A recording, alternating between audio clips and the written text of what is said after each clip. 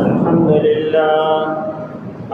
لله نحمده ونستعينه ونستغفره ونؤمن به ونتوكل عليه ونعوذ بالله من شرور أنفسنا ومن سيئات أعمالنا من يهده الله فلا مضل له ومن يضلله فلا هادي له ونشهد أن لا إله إلا الله وحده لا شريك له ولا نذير له ولا مثل له ولا مثال له ولا جد له ولا ند له ولا جدال له ونشهد أن سيدنا ومولانا محمدا عبده ورسوله أما بعد فأعوذ بالله من الشيطان الرجيم بسم الله الرحمن الرحيم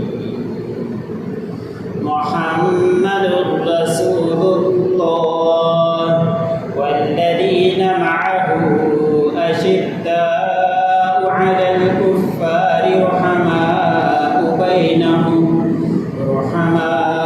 بينهم تراهم ركعا سجدا يبتغون فضلا من الله ورضوانا وقال النبي صلى الله عليه وسلم لكل نبي رفيق ورفيقي في الجنة عثمان أو كما قال النبي صلى الله عليه وسلم صدق الله العظيم وصدق رسوله النبي الكريم ومن الشاهدين والشاكرين والحمد لله رب العالمين. دل کی گہرائیوں سے درود اللهم صل على محمد وعلى آل محمد كما صليت على إبراهيم وعلى آل إبراهيم إنك حميد مجيد. اللهم بارك على محمد وعلى آل محمد كما باركت على إبراهيم وعلى آل إبراهيم إنك حميد مجيد.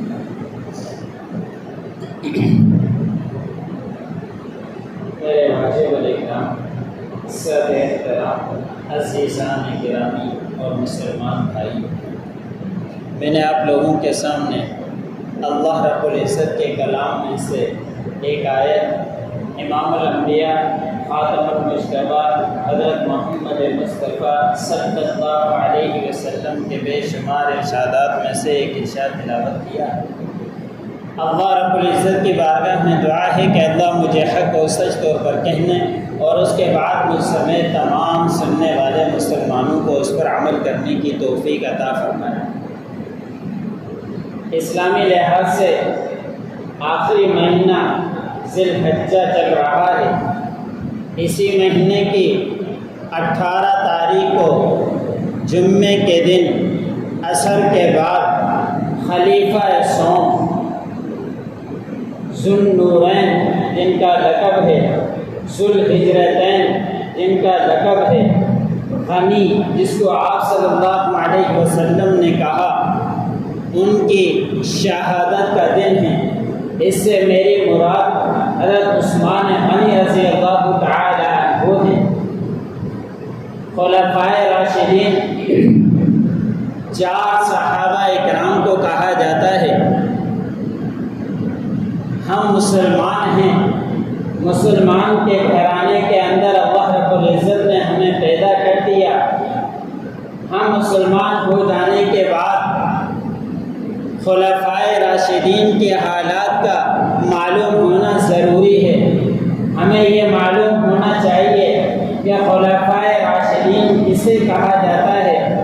ہمارے مسلمان بچوں کو خلفائے راشدین کا معلوم ہی نہیں کہ کسے کہا جاتا ہے، اور پھر خلفائے راشدین کے اندر کون کون سے بڑے صحابہ اکرام آتے ہیں، ان کے نام کیا ہیں، یہ ہم مسلمانوں کو معلوم نہیں ہوتا۔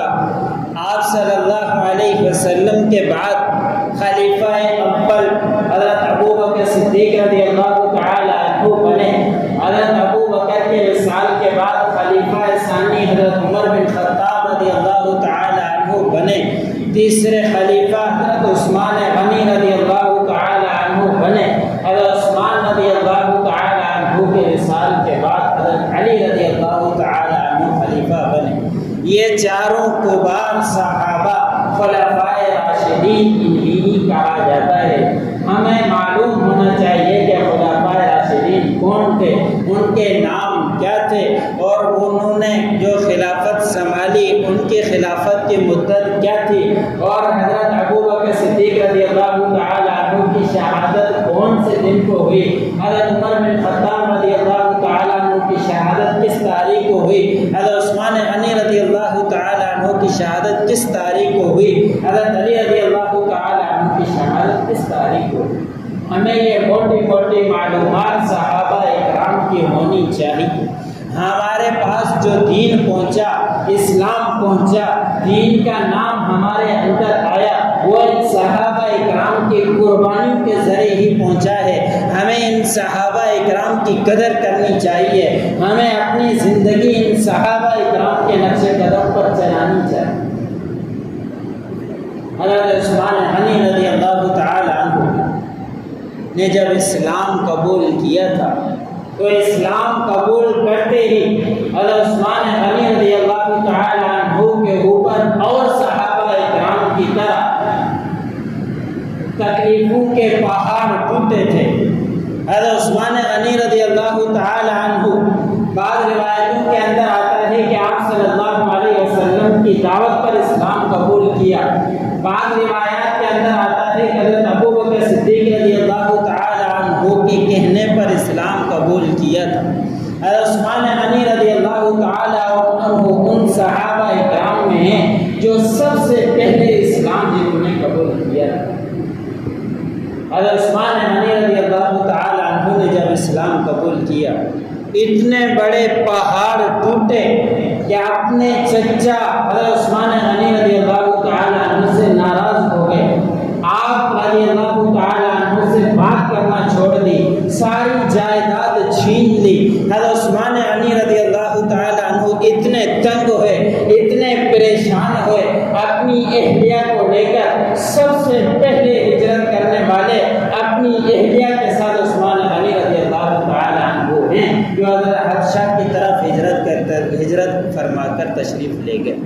حضرت صلی اللہ علیہ وسلم نے فرمایا، حضرت ابراہیم علیہ السلام نے اپنی اہلیہ کے ساتھ ہجرت کی تھی، اس کے بعد سب سے پہلے اپنی اہلیہ کے ساتھ ہجرت کرنے والے حضرت عثمان غنی رضی اللہ تعالی عنہ۔ اور اس وقت کوئی ہجرت کرنا آسان نہیں تھا، کوئی معمولی سفر نہیں تھا کہ ہوائی سفر ہو جہاز پر بیٹھ کر چلا جائے۔ مدینہ مکے سے اور حبشہ کی طرف بڑا لمبا سفر ہوا کرتا تھا، اور کوئی سواری بھی مہیا نہیں ہوا کرتی تھی، سمندری سفر ہوا کرتا تھا، سمندری سفر بھی کوئی بند نہیں ہوا کرتا تھا، کھلی کشتی کے اوپر بیٹھ کر جایا جاتا تھا۔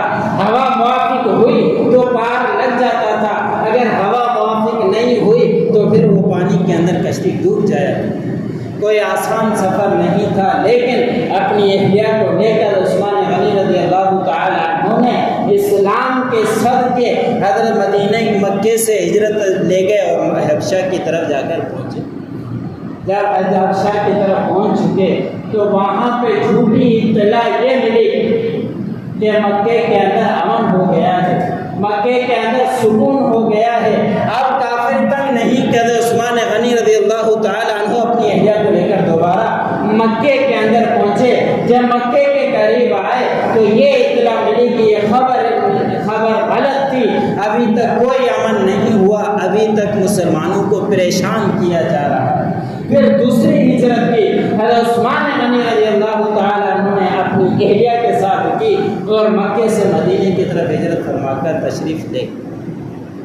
حضرت عثمان غنی رضی اللہ تعالی عنہ ایک ایسا اعزاز کہ حضرت آدم علیہ السلام سے لے کر قیامت تک آخری انسان کے پیدا ہونے تک ایسا اعزاز کسی اور کو نہیں مل سکا اور نہیں مل سکتا کہ کسی نبی کی لاڈلی دو بیٹیاں کسی عقد کے نکاح عقد کے اندر ہوں، کسی انسان کے عقد میں ہو، سوائے حضرت عثمان غنی رضی اللہ تعالی عنہ کو یہ اعزاز حاصل ہے اور کسی انسان کو بھی یہ اعزاز حاصل نہیں ہو کہ دو نبی کی بیٹیاں کسی کے نکاح میں آئی ہو، سوائے حضرت عثمان غنی رضی اللہ تعالی عنہ کی کوئی بھی انسان ایسا نہیں کہ کسی نبی کی دو بیٹیاں کسی کے عقد میں آئی۔ یہ ایسا اعزاز ہے کہ حضرت عثمان غنی رضی اللہ تعالی عنہ کے علاوہ کسی کو بھی حاصل نہیں ہو سکا۔ حضرت عثمان غنی رضی اللہ تعالی عنہ نے جب اسلام قبول کیا تو آپ صلی اللہ علیہ وسلم نے اپنی لاڈلی بیٹی رقیہ رضی اللہ تعالی عنہ کا نکاح حضرت عثمان غنی رضی اللہ تعالی عنہ کے ساتھ کر دیا۔ جب غزوہ بدر کا موقع آیا تو اس وقت آپ صلی اللہ علیہ وسلم نے اعلان فرمایا کہ اس غزوے کے اندر جانا ہے۔ اس وقت رقیہ رضی اللہ تعالی عنہ آپ صلی اللہ علیہ وسلم کی لاڈلی بیٹی لفظ جگر بیمار تھی۔ آپ صلی اللہ علیہ وسلم نے حضرت عثمان غنی رضی اللہ تعالی عنہ سے فرمایا کہ عثمان آپ اپنی اہلیہ میری لخت جگر کی عیادت کے لیے آپ یہی رہیں، آپ غزوہ بدر کے اندر تشریف نہ لے جائیں کہ میری بیٹی بیمار ہے، آپ کی اہلیہ بیمار ہے، آپ اسی کی عیادت کے اندر لگے رہیں، آپ اس کی عیادت کے اندر رہیں گے، غزوہ بدر کے اندر شمار ہوں گے، غزوہ بدر والوں کو جو مال غنیمت ملے گا آپ کو بھی اس کے اندر حصہ ملے گا۔ آپ صلی اللہ علیہ وسلم چیف آف کمانڈر تھے، آپ صلی اللہ علیہ وسلم اختیار رکھا کرتے تھے، جسے چاہے جنگ کے اندر لے جائیں، جسے چاہے آپ صلی اللہ علیہ وسلم پیچھے چھوڑ جائیں۔ حضرت عثمان غنی رضی اللہ تعالی عنہ آپ صلی اللہ علیہ وسلم کے حکم سے غزوہ بدر کے اندر تشریف نہ لے گئے، آپ صلی اللہ علیہ وسلم کی لاڈلی بیٹی کی عیادت کے اندر رہے۔ جب غزوہ بدر سے واپس آئے، جب میدان کا معرکہ سجا تھا، آپ صلی اللہ علیہ وسلم کامیاب ہو کر واپس پلٹے تھے۔ غزوہ بدر کے ناموں کے اندر عثمان غنی رضی اللہ تعالی عنہ کا نام بھی موجود ہے۔ آپ صلی اللہ علیہ وسلم نے جس طرح مال غنیمت دوسرے صحابہ اکرام کو دیا، حضرت عثمان غنی رضی اللہ تعالی عنہ کے لیے بھی حصہ رکھا۔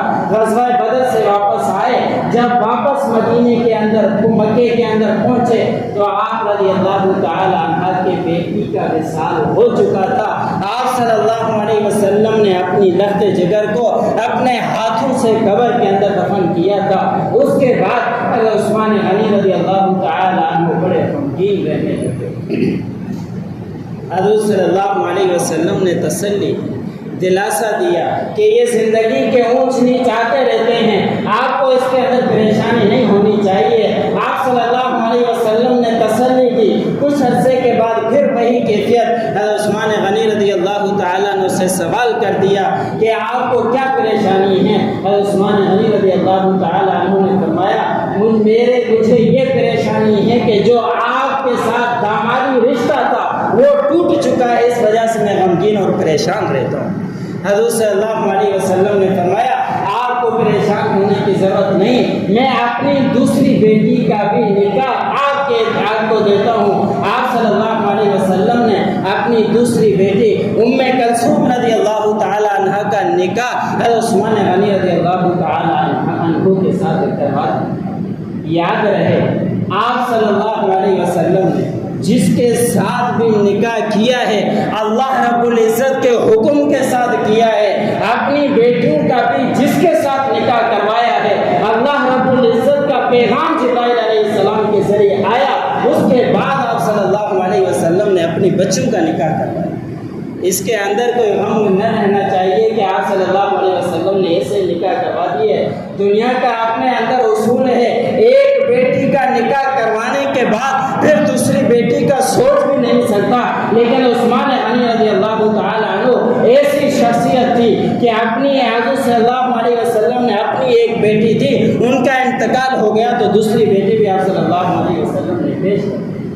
حضرت عثمان غنی رضی اللہ تعالی عنہ کو ذوالنورین اسی وجہ سے کہا جاتا ہے کہ کہ 2 لخت جگر آپ صلی اللہ علیہ وسلم کی 2 بیٹیاں آپ کے نکاح کے اندر آئی، تو اسی کے حساب سے آپ سے عثمان غنی رضی اللہ تعالیٰ عنہ کا لقب سندور ہے۔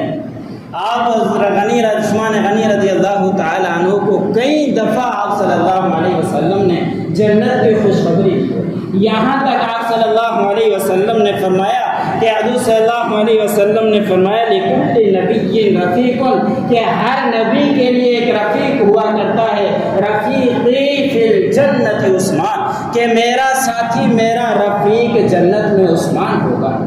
اتنی بڑی خوشخبری دی حضرت عثمان غنی رضی اللہ تعالیٰ عنہ کو۔ ہم ساتھی بھی اپنا اسی کو سمجھتے ہیں جو ہمارے دکھ کے اندر شریک ہو، ہمارے ساتھ پریشانی کے اندر شریک ہو، ہمارے صحیح طریقے سے دیکھ بھال کر سکے۔ حضرت عثمان غنی رضی اللہ تعالیٰ عنہ کو آپ صلی اللہ علیہ وسلم نے اپنا ساتھی قرار دیا، وہ بھی جنت کے اندر۔ آپ صلی اللہ علیہ وسلم کی صحابت کے اتنے واقعات ہیں کہ کس واقعے کو تذکرہ کیا جائے۔ حضرت صلی اللہ علیہ وسلم جب مدینے کے اندر تشریف فرما ہوئے تو آپ صلی اللہ علیہ وسلم کے صحابہ اکرام کو پانی کی قلت ہوئی اور پانی وہاں راس نہیں آ رہا تھا۔ ایک ہی کنواں تھا بئر روما کا، جو ایک یہودی کے قبضے میں تھا، اور وہ قبضے میں ہونے کے بعد پانی کو بھی رقم سے کے ساتھ دیا کرتا تھا۔ مسلمانوں کے پاس اتنی رقم نہیں کہ وہ سارا ہجرت کر کے مکے کے اندر سب کچھ چھوڑ کر آئے، پانی کی قلت ہے، پریشان ہیں۔ آپ صلی اللہ علیہ وسلم نے اعلان کروایا کہ جو شخص اس بئر روما کو خرید کر مسلمانوں کے لیے وقف کر دے گا، میں اس کے لیے جنت میں ایک محل کا ضامن ہوں، میں اس کے لیے ایک محل کا ضامن بن کر گواہ بنتا ہوں کہ میں اس کا ضامن بنوں گا کہ جنت کے اندر اس کو ایک محل دیا جائے گا۔ حضرت عثمان غنی رضی اللہ تعالی عنہ نے جب یہ اعلان سنا، وہ اس یہودی کے پاس جا کے پہنچے اور کہا کہ یہ مجھے فروخت کر دو۔ یہودی نے انکار کر دیا کہ میں اس کو بیچ نہیں سکتا، اس لیے کہ میری ساری آمدنی اسی کے ذریعے ہوا کرتی ہے۔ آپ رضی اللہ تعالی عنہ نے زیادہ ہی دباؤ دیا تو اس وقت وہ کہنے لگ گیا کہ میں ایسا کرتا ہوں کہ آپ کے ساتھ معاہدہ کرتا ہوں، لیکن آدھا میں آپ کو بیچتا ہوں، آدھا میں اپنے ہی پاس رکھوں۔ اس کا تو ذہن یہ تھا کہ آدھا بیچنے کا، کہ ایک دن عثمان غنی رضی اللہ تعالیٰ عنہ پانی بھریں گے، کتنا بھریں گے وہ بھر کر تھک جائیں گے، دوسرے دن میں اس کو بیچنے کا اعلان کر دوں گا، پھر پانی بیچنے کا میں ماحول بناؤں گا۔ عثمان غنی رضی اللہ تعالیٰ عنہ نے آدھا کنواں اس سے خرید لیا، اور پھر عثمان غنی رضی اللہ تعالیٰ عنہ نے اعلان کر دیا کہ جس کو بھی اس تاریخ کو پانی چاہیے میری طرف سے فری ہے، مسلمان ہو کافر ہو، جتنا پانی لے سکتا ہے وہ لے لے۔ اور سارے کے سارے پانی لے کر کے لیے بھی انہوں نے ذخیرہ کر دیا۔ دوسرے دن یہودی آیا اور پانی بیچنے کے لیے کوئی بھی پانی خریدنے والا نہ تھا۔ پریشان ہو کر حضرت عثمان غنی رضی اللہ تعالیٰ عنہ کے در پر پہنچا کہ میں آپ کو دوسرا حصہ بھی بیچتا ہوں، آدھا بھی میں آپ کو بیچتا ہوں، آپ خرید لیجئے۔ حضرت عثمان غنی رضی اللہ تعالیٰ عنہ نے فرمایا میں مشورہ کر کے پھر بتلاؤں گا۔ آپ صلی اللہ علیہ وسلم کے پاس پہنچے، حضور صلی اللہ علیہ وسلم نے فرمایا کہ ان سے قریب جو باغ ہے وہ بھی خرید لو، اور اس کے ساتھ معاہدہ یہ کروایا کہ اپنا باغ بھی مجھے بیچو، میں پھر آدھا کنواں آپ سے خریدوں گا۔ حضرت وہ یہودی نے اپنا باغ بھی بیچا، آدھا کنواں بھی بیچ دیا، اور اس کے بعد حضرت عثمان غنی رضی اللہ تعالیٰ عنہ نے وقف کر دیا اس باغ کو کہ جو لینا چاہے جتنا لینا چاہے سب کے لیے پانی یہ فری ہے، اور فری کا اعلان کروا دیا۔ بعض علماء کرام نے لکھا ہے آج بھی وہ مدینے کے اندر کنواں موجود ہے، وہ مسجد جو ذوالقبلتین ہے اس سے 1 کلومیٹر فاصلے کے اوپر وہ کنواں موجود ہے، آج بھی وہ پانی استعمال ہو رہا ہے۔ ایک عالم نے بیان کیا کہ اس پانی کا جو میٹر لگا ہوا ہے اس میٹر کا نام بھی عثمان غنی رضی اللہ تعالیٰ عنہ کا ہے، کہ بل آتا ہے تو عثمان غنی رضی اللہ تعالیٰ عنہ کے نام سے آتا ہے آج کے دور کے اندر۔ تو یہ کنواں آپ صلی اللہ علیہ وسلم حضرت عثمان غنی رضی اللہ تعالیٰ عنہ نے خرید کر سب کے مسلمانوں کے لیے وقف کر دیا۔ اور بھی بہت سارے واقعات ہیں۔ غزوہ تبوک کا واقعہ جب آیا تو آپ صلی اللہ علیہ وسلم نے اعلان کروایا کہ کون ہے جو اپنا مال پیش کرے اس غزوے کے اندر جانا ہے۔ حضرت عثمان غنی رضی اللہ تعالیٰ عنہ نے 100 اونٹ ماس سامان کے پیش کر دیے۔ تھوڑے دیر کے بعد پھر آپ صلی اللہ علیہ علیہ وسلم نے اعلان کیا، حضرت عثمان غنی رضی اللہ تعالیٰ عنہ نے پھر اعلان کیا کہ 100 اونٹ مال سامان کے اسلحے کے میں پیش کرتا ہوں۔ 300 اونٹ کا اعلان آپ صلی اللہ علیہ وسلم کے سامنے کیا۔ اس وقت حضور صلی اللہ علیہ وسلم نے فرمایا کہ عثمان آپ سے اللہ راضی ہو، آج کے بعد اگر کوئی آپ سے غلطی بھی ہو جائے تو اللہ رب العزت آپ سے پوچھ نہیں کریں گے۔ اتنا مال آپ صلی اللہ علیہ وسلم کے قدموں میں لا کر رکھ دیا تھا۔ حضرت عثمان غنی رضی اللہ تعالی عنہ ذوالنورین بھی ہے، ذوالحجرتین بھی ہے۔ اسی مہینے کی 18 تاریخ کو حضرت عثمان غنی رضی اللہ تعالی عنہ کی شہادت کا دن ہے۔ حضرت عثمان غنی رضی اللہ تعالی عنہ اسی مہینے کی 18 تاریخ کو وصال ہوا۔ آپ صلی اللہ علیہ وسلم کے ساتھ 2 لخت جگر آپ کے نکاح کے اندر آئی، ایک کا انتقال ہوا، دوسرا نکاح میں دی، دوسری کا بھی انتقال ہوا۔ حضور صلی اللہ علیہ وسلم نے اعلان کیا کہ عثمان اگر میرے بیٹیاں 40 بھی ہوتی، ایک کے بعد دوسری کا انتقال ہوتا رہتا، میں 40 بیٹیاں ہی آپ کے عقد میں دے دیتا، لیکن میرے پاس اور کوئی بیٹیاں نہیں ہیں، اور 2 ہی بیٹیاں تھیں، وہ میں نے آپ کے نکاح کے اندر دے دی۔ اتنا اعتماد آپ صلی اللہ علیہ وسلم کو عثمان غنی رضی اللہ تعالیٰ عنہ کے اوپر تھا۔ ہمیں بھی چاہیے کہ ان صحابہ اکرام کے نقش قدم پر چلنے کی کوشش کریں۔ جتنی بھی باتیں بھی اللہ مجھے بھی سننے والوں کے ان باتوں پر عمل کرنے کی توفیق عطا فرمائے۔ وآخر دعوانا